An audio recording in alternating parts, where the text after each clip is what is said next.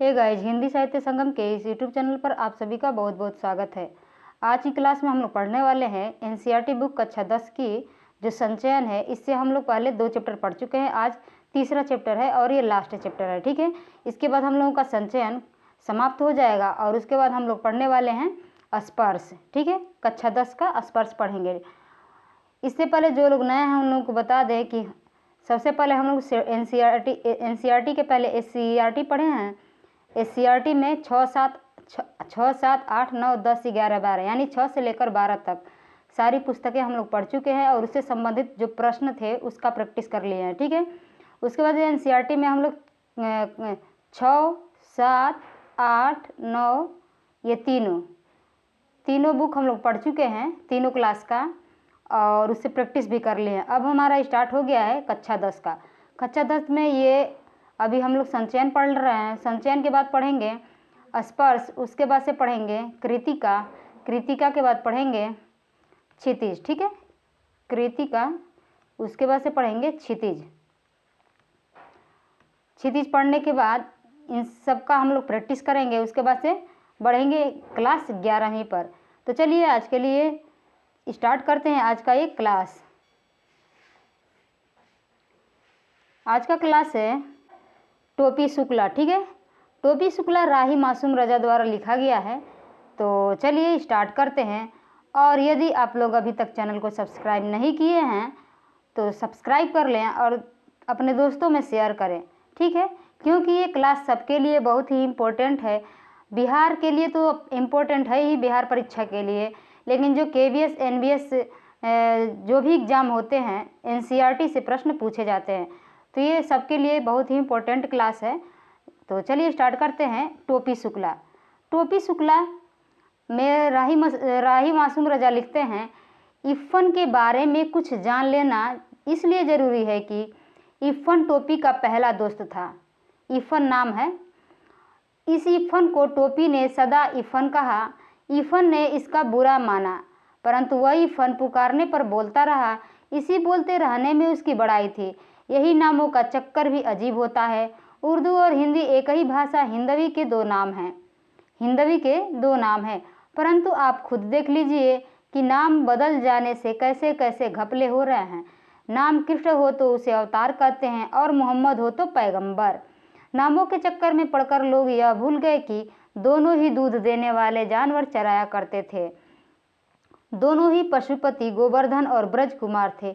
इसीलिए तो कहता हूँ कि टोपी के बिना इफ़न और इफ़न के बिना टोपी न केवल यह कि अधूरे हैं बल्कि बेमानी है। इसलिए इफ़न के घर चलना जरूरी है। यह देखना जरूरी है कि उसकी आत्मा के आंगन में कैसी हवाएं चल रही हैं और परंपराओं के पेड़ पर कैसे फल आ रहे हैं।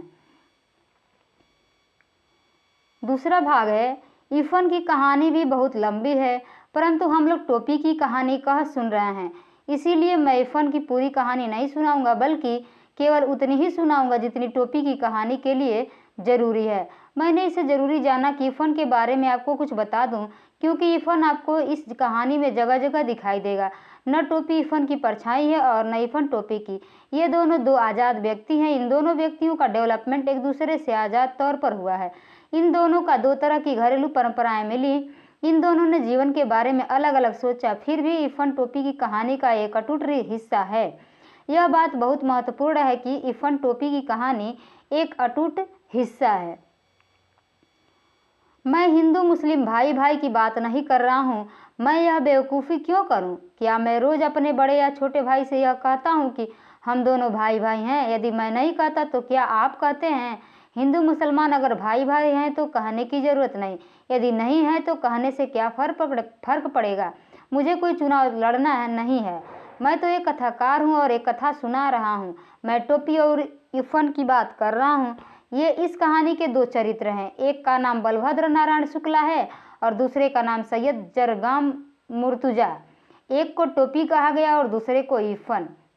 जो बलभद्र नारायण शुक्ला है उनको टोपी के नाम से, और जो सैयद जरगाम मुर्तुजा है उनको इफ़न के नाम से यहाँ पर दर्शाया गया है। इफ़न के दादा और परदादा बहुत प्रसिद्ध मौलवी थे। काफिरों के देश में पैदा हुए, काफिरों के देश में मरे, परंतु वसीयत करके मरे कि लाश करबला ले जाई जाए। उनकी आत्मा ने इस देश में एक सांस तक न ली। उस खानदान में जो पहला हिंदुस्तानी बच्चा पैदा हुआ वह बढ़कर इरफान का बाप हुआ। जब इरफान के पिता सैयद मुर्तजा हुसैन मरे तो उन्होंने यह वसीयत नहीं की कि उनकी लाश करबला ले जाई जाए। वह एक हिंदुस्तानी कब्रिस्तान में दफन किए गए। इरफान की परदादी भी बड़ी नमाजी बीबी थीं। करबला, नजफ, खुरासान, काजमैन और जाने कहाँ की यात्रा कर आई थी। परंतु जब कोई घर से जाने लगता तो वह दरवाजे पर पानी का एक घड़ा जरूर रखवाती और मांस का सदका भी जरूर उतरवाती। इरफान की दादी भी नमाज रोजे की पाबंद थी, परंतु जब इकलौते बेटे को चेचक निकली तो वह चारपाई के पास एक टांग पर खड़ी हुई और बोली, माता मोरे बच्चे को माफ कर दियो। पूरब की रहने वाली थी, 9 या 10 वर्ष की थी जब ब्याह कर लखनऊ आए, परंतु जब तक जिंदा रहीं पूर्वी बोलती रहीं। लखनऊ की उर्दू ससुराली थी। वह तो मायके की भाषा को गले लगाए रही, क्योंकि इस भाषा के सिवा इधर उधर कोई ऐसा नहीं था जो उनके दिल की बात समझता। जब बेटे की शादी के दिन आए तो गाने बजाने के लिए उनका दिल फड़का, परंतु मौलवी के घर गाना बजाना भला कैसे हो सकता था। बेचारी दिल मसोस कर रह गई। हाँ, इरफान की छठी पर उन्होंने जी भरकर जश्न मना लिया। बात यह थी कि इरफान अपने दादा के मरने के बाद पैदा हुआ था। मर्दों और औरतों के इस फर्क को ध्यान में रखना जरूरी है, क्योंकि इस बात को ध्यान में रखे बगैर इरफान की आत्मा का नाक नक्शा समझ में नहीं आ सकता। इरफान की दादी किसी मौलवी की बेटी नहीं थी, बल्कि एक जमींदार की बेटी थी। दूध घी खाती हुई आई थी, परंतु लखनऊ आकर वह उस दही के लिए तरस गई जो घी पिलाई हुई काली हाड़ियों में असामियों के यहाँ से आया करता था। बस मायके जाती तो लपड़ सपड़ जी भर के खा लेती। लखनऊ आते ही उन्हें फिर मौलवीन बन जाना पड़ता। अपने मियाँ से उन्हें यही तो एक शिकायत थी कि वक्त देखे न मौका, बस मौलवी ही बने रहते हैं। ससुराल में उनकी आत्मा सदा बेचैन रही। जब मरने लगी तो बेटे ने पूछा कि लाश करबला जाएगी या नजफ, तो बिगड़ गई। बोली, ए बेटा, जौन तू से हमारी लाश ना संभाली जाए तो हमारे घर भेज दी हो। मौत सिर पर थी, इसलिए उन्हें यह याद नहीं रह गया कि अब घर कहाँ है। घर वाले कराची में हैं और घर कस्टोडियन का हो चुका है। मरते वक्त किसी को ऐसी छोटी छोटी बातें भला कैसे याद रह सकती हैं। उस वक्त तो मनुष्य अपने सबसे ज़्यादा खूबसूरत सपने देखता है। यह कथाकार का ख्याल है, क्योंकि वह अभी तक मरा नहीं है। इरफान की दादी को भी अपना घर याद आया। उस घर का नाम कच्ची हवेली था।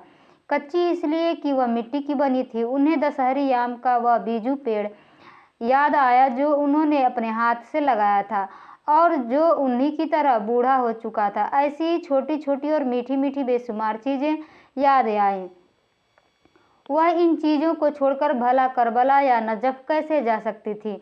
वह बनारस के फातमैन में दफन की गई, क्योंकि मुर्तजा हुसैन की पोस्टिंग उन दिनों वहीं थी। इरफान स्कूल गया हुआ था। नौकर ने आकर खबर दी कि बीवी का देहांत हो गया। इरफान की दादी बीवी कहीं जाती थी। इरफान तब चौथे में पढ़ता था और टोपी से उसकी मुलाकात हो चुकी थी। इरफान को अपनी दादी से बड़ा प्यार था। प्यार तो उसे अपने अब्बू, अपनी अम्मी, अपनी बाजी और छोटी बहन नुजत से भी था, परंतु दादी से वह जरा ज़्यादा प्यार किया करता था। अम्मी तो कभी कभार डांट मार लिया करती थी। बाजी का भी यही हाल था। अब्बू भी कभी कभार घर को कचहरी समझकर फैसला सुनाने लगते थे। नुजहत को जब मौका मिलता उसकी कापियों पर तस्वीरें बनाने लगती थी। बस एक दादी थी जिन्होंने कभी उसका दिल नहीं दुखाया। वह रात को भी उसे बहराम डाकू, अनार परी, 12 बुर्ज, अमीर हमजा, गुल बकावली, हातिम ताई, पंचफुल्ला रानी की कहानियाँ सुनाया करती थी। सोता है संसार, जागता है पाक, परवरदिगार, आंखों की देखी नहीं कहती, कानों की सुनी कहती हूँ कि एक मुल्क में एक बादशाह रहा। दादी की भाषा पर वह कभी नहीं मुस्कराया। उसे तो अच्छी भली लगती थी, परंतु अब्बू नहीं बोलने देते थे और जब वह दादी से इतनी शिकायत करता तो वह हंस पड़ती।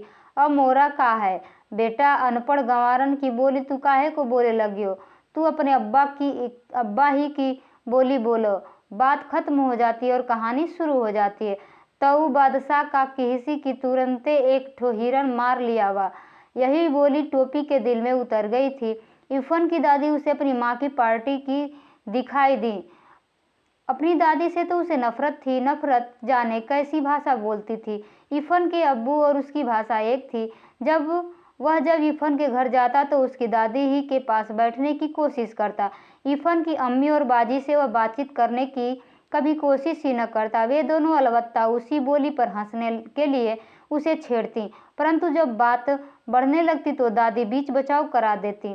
तय काहे को जाते उन सबन के पास, मुंह पिटावे को झाड़ू मारे, चली धीरा, वह डांट कर कहती, परंतु हर शब्द शक्कर का खिलौना बन जाता, अमावट बन जाता, तिलवा बन जाता और वह चुपचाप उनके पास चला जाता। तेरी अम्मा क्या कर रही? दादी हमेशा यहीं से बात शुरू करती। पहले तो वह चकरा जाता कि यह अम्मा क्या होता है, फिर वह समझ गया कि माता जी को कहते हैं। यह शब्द उसे अच्छा लगा, अम्मा।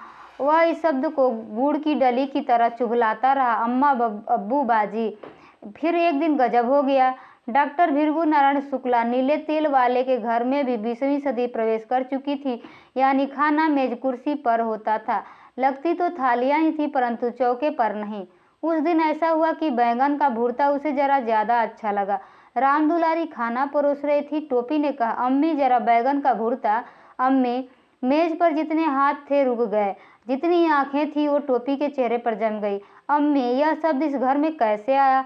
अम्मी परंपराओं की दीवार डोलने लगी। ये लफ्ज तुमने कहाँ से सीखा? सुभद्रा देवी ने सवाल किया। लफ्ज? टोपी ने आंखें नचाई। लफ्ज का होता है माँ? ये अम्मी कहना तुमको किसने सिखाया है? दादी गर्जी। ई हम इफन से सीखा है।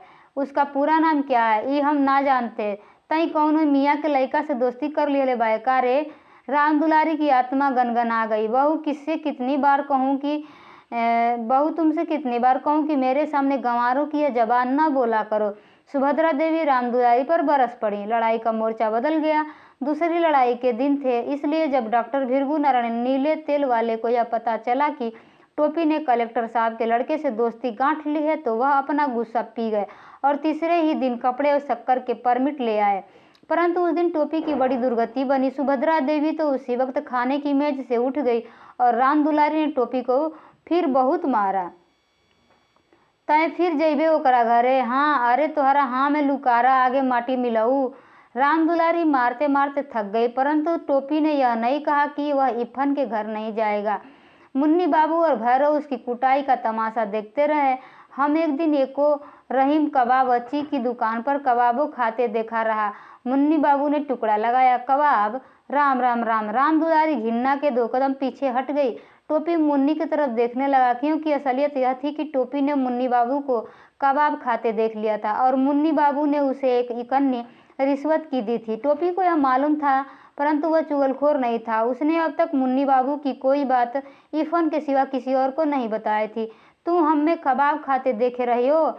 ना देखा रहा हो दिन, मुन्नी बाबू ने कहा। तो तुमने उसी दिन क्यों नहीं बताया? सुभद्रा देवी ने सवाल किया। ये झूठा है दादी, टोपी ने कहा। उस दिन टोपी बहुत उदास रहा। वह अभी इतना बड़ा नहीं हुआ था कि झूठ और सच के किस्से में पड़ता, और सच्ची बात तो यह है कि वह इतना बड़ा कभी नहीं हो सका। उस दिन तो वह इतना पीट गया था कि उसका सारा बदन दुख रहा था।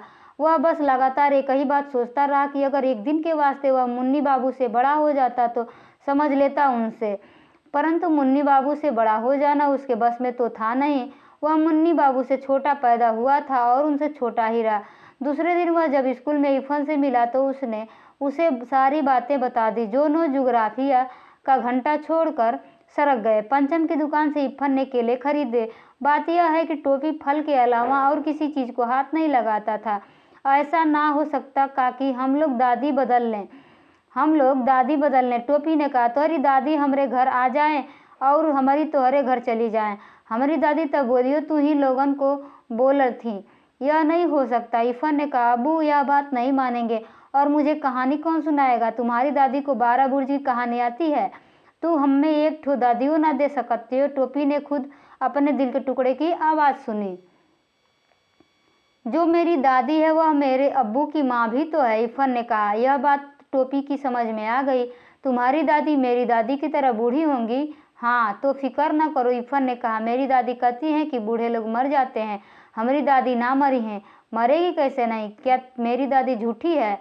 ठीक उसी वक्त नौकर आया और पता चला कि इरफान की दादी मर गई। इरफान चला गया। टोपी अकेला रह गया। वह मुंह लटकाए हुए जिम्नेजियम में चला गया। बूढ़ा चपरासी एक तरफ बैठा बीड़ी पी रहा था। वह एक कोने में बैठकर रोने लगा। शाम को वह इफन के घर गया तो वहाँ सन्नाटा था। घर भरा हुआ था। रोज जितने लोग हुआ करते थे उससे ज़्यादा ही लोग थे, परंतु एक दादी के न होने से टोपी के लिए घर खाली हो चुका था, जबकि उसे दादी का नाम तक नहीं मालूम था। उसने दादी की 1000 कहने के बाद भी उनके हाथ की कोई चीज़ नहीं खाई थी। प्रेम इन बातों का पाबंद नहीं होता। टोपी और दादी में एक ऐसा ही संबंध हो चुका था। इफन के दादा जीवित होते तो वह भी इस संबंध को बिल्कुल उसी तरह न समझ पाते जैसे टोपी के घर वाले न समझ पाए थे। दोनों अलग अलग अधूरे थे। एक ने दूसरे को पूरा कर दिया था। दोनों प्यासे थे। एक ने दूसरे की प्यास बुझा दी थी। दोनों अपने घरों में अजनबी और भरे घर में अकेले थे। दोनों ने एक दूसरे का अकेलापन मिटा दिया था। एक 72 वर्ष की थी और दूसरा 8 साल का था। तोरी दादी की जगह हमारी दादी मर गई होती तो ठीक भया होता। टोपी ने इफन को पुरसा दिया। इफन ने कोई जवाब नहीं दिया। उसे इस बात का जवाब आता ही नहीं था। दोनों दोस्त चुपचाप रोने लगे। 2 भाग समाप्त हो गया। अब तीसरा भाग स्टार्ट हो रहा है। टोपी ने 10 अक्टूबर सन 45 को कसम खाई कि अब वह किसी ऐसे लड़के से दोस्ती नहीं करेगा जिसका बाप ऐसी नौकरी करता हो जिसमें बदली होती रहती है। 10 अक्टूबर सन 45 का यूं ही तो कोई महत्व नहीं होता, परंतु टोपी के आत्म इतिहास में इस तारीख का बहुत महत्व है, क्योंकि इसी तारीख को इफन के पिता बदली पर मुरादाबाद चले गए। इफन की दादी के मरने के थोड़े ही दिनों बाद यह तबादला हुआ था, इसलिए टोपी और अकेला हो गया, क्योंकि दूसरे कलेक्टर ठाकुर हरिनाम सिंह के 3 लड़कों में से कोई उसका दोस्त न बन सका। डब्बू बहुत छोटा था, बीलू बहुत बड़ा था, गुड्डू था तो बराबर का, परंतु केवल अंग्रेजी बोलता था। और यह बात भी थी कि उन तीनों को इसका एहसास था कि वे कलेक्टर के बेटे हैं। किसी ने टोपी को मुंह नहीं लगाया। माली और चपरासी टोपी को पहचानते थे, इसलिए वह बंगले में चला गया। बीलू, गुड्डू और डब्बू उस समय क्रिकेट खेल रहे थे। डब्बू ने हिट किया। गेंद सीधी टोपी के मुंह पर आई। उसने घबराकर हाथ उठाया। गेंद उसके हाथों में आ गई। House that? Head Mali umpire था। उसने उंगली उठा दी। वह बेचारा केवल यह समझ सका कि जब हाउस दैट का शोर हो तो उसे उंगली उठा देनी चाहिए। Who are you? डब्लू ने सवाल किया। बलभद्र नारायण, टोपी ने जवाब दिया। Who is your father? यह सवाल गुड्डू ने किया। भृगु नारायण। आए? बीलू ने अंपायर को आवाज दी। ई भृगु नारायण कौन है? कौन है? Any of our chaprasis? नहीं साहब, अंपायर ने कहा, शहर के मशहूर दागदर हैं। You mean doctor? डब्बू ने सवाल किया। Yes sir. हेड माली को इतनी अंग्रेजी आ गई थी। But he looks so clumsy, Bilu बोला। ये टोपी अकड़ गया। तनी जवनिया संभाल के बोलो। एक लपड़ में नाचे लगी हो। Oh you! बीलू ने हाथ चला दिया। टोपी लुढ़क गया। फिर वह गालियां बकता हुआ उठा, परंतु हेड माली बीच में आ गया और डब्बू ने अपने अल्सेशियन को सुस्कार दिया। पेट में 7 सुइयां भूंकी तो टोपी के होश ठिकाने आए और फिर उसने कलेक्टर साहब के बंगले का रुख नहीं किया। परंतु प्रश्न यह खड़ा हो गया कि फिर आखिर वह करे क्या? घर में ले देकर बूढ़ी नौकरानी सीता थी जो उसका दुख दर्द समझती थी, तो वह उसी के पल्लू में चला गया और सीता की छाया में जाने के बाद उसकी आत्मा भी छोटी हो गई। सीता को घर के सभी बड़े छोटे डांट लिया करते थे। टोपी को भी घर के सभी छोटे बड़े डांट लिया करते थे। इसलिए दोनों एक दूसरे से प्यार करने लगे। टेक मत किया करो बाबू। एक रात जब मुन्नी बाबू और भैरव का दाज करने पर वह बहुत पीटा तो सीता ने उसे अपनी कोठरी में ले जाकर समझाना शुरू किया। बात यह हुई कि जाड़ों के दिन थे। मुन्नी बाबू के लिए कोट का नया कपड़ा आया। भैरव के लिए भी नया कोट बना। टोपी को मुन्नी बाबू का कोट मिला। कोट बिल्कुल नया था। मुन्नी बाबू को पसंद नहीं आया था, फिर भी बना तो था, उन्हीं के लिए था तो उतरन। टोपी ने वह कोट उसी वक्त दूसरी नौकरानी केतकी के बेटे को दे दिया। वह खुश हो गया। नौकरानी के बेटे को दे दी जाने वाली चीज़ वापस तो ली जा नहीं सकती, इसलिए तय हुआ कि टोपी जाड़ा खाए। हम जाड़ा ओड़ा ना खाएंगे, भात खाएंगे, टोपी ने कहा। तुम जूते खाओगे, सुभद्रा देवी बोली। आपको इहो न मालूम कि जूता खाया ना जात पहना जात है। दादी से बदतमीजी करते हो, मुन्नी बाबू ने बिगड़कर कहा। तो का हम इनकी पूजा करें, फिर क्या था? दादी ने आसमान सिर पर उठा लिया। राम दुलारी ने उसे पीटना शुरू किया। तू 10वां में पहुंच गई बड़ा, सीता ने कहा। तुम्हें दादी से टर्राव के तना न चाही, किनो ऊ तोहार दादी बाड़ीन। सीता ने तो बड़ी आसानी से कह दिया कि वह 10वें में पहुंच गया है, परंतु यह बात इतनी आसान नहीं थी। 10वें में पहुंचने के लिए उसे बड़े पापड़ बेलने पड़े। 2 साल तो वह फेल ही हुआ। 9वें में तो वह सन 89 में पहुंच गया था, परंतु 10वें में वह सन 52 में पहुंच सका। जब वह पहली बार फेल हुआ तो मुन्नी बाबू इंटरमीडिएट में फर्स्ट आया और भैरव छठे में। सारे घर ने उसे जबान की नोक पर रख लिया। वह बहुत रोया। बात यह नहीं थी कि वह गाउदी था, वह काफ़ी तेज था, परंतु उसे कोई पढ़ने ही नहीं देता था। जब वह पढ़ने बैठता, मुन्नी बाबू को कोई काम निकल आता या रामदुलारी को कोई ऐसी चीज़ मंगवानी पड़ जाती तो नौकरों से नहीं मंगवाई जा सकती थी। यह सब कुछ न होता तो पता चलता कि भैरव ने उसकी कॉपियों के हवाई जहाज उड़ा डाले हैं। दूसरे साल उसे टाइफाइड हो गया। तीसरे साल वह 3rd डिवीजन में पास हो गया। यह 3rd डिवीजन कलंक के टीके की तरह उसके माथे से चिपक गया। परंतु हमें उसकी मुश्किलों को भी ध्यान में रखना चाहिए। सन 49 में वह अपने साथियों के साथ था। वह फेल हो गया, साथी आगे निकल गए, वह रह गया। सन 50 में उसे उसी दर्जे में उन लड़कों के साथ बैठना पड़ा जो पिछले साल 8वें में थे। पीछे वालों के साथ एक ही दर्जे में बैठना कोई आसान काम नहीं है। उसके दोस्त 10वें में थे, वह उन्हीं से मिलता, उन्हीं के साथ खेलता। अपने साथ हो जाने वालों में से किसी के साथ उसकी दोस्ती न हो सकी। वह जब भी क्लास में बैठता उसे अपना बैठना अजीब लगता। उस पर सितम यह हुआ कि कमज़ोर लड़कों को मास्टर जी समझाते तो उसकी मिसाल देते। क्या मतलब है, श्याम अवतार या मोहम्मद अली बलभद्र की तरह इसी दर्जे में टिके रहना चाहते हो क्या? यह सुनकर सारा दर्जा हंस पड़ता। हंसने वाले वे होते जो पिछले साल 8वें में थे।